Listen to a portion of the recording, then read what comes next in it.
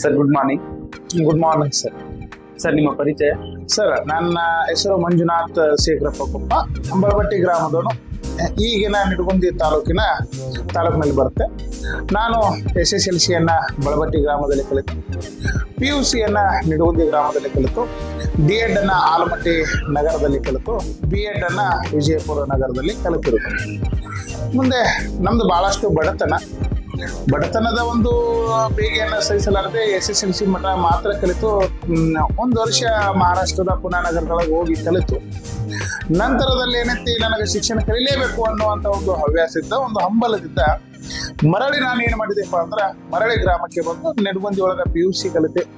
ಬಡತನದಲ್ಲೇ D.Ed ಅನ್ನು ಕೂಡ ಕಲಿತು 2012ರಲ್ಲಿ ಶಾಲೆಯನ್ನು ಪ್ರಾರಂಭ ಮಾಡಿದೆ. ಅದು ಪಾಟರೊಳಗೆ ಮಾಡಿದ್ದೆ.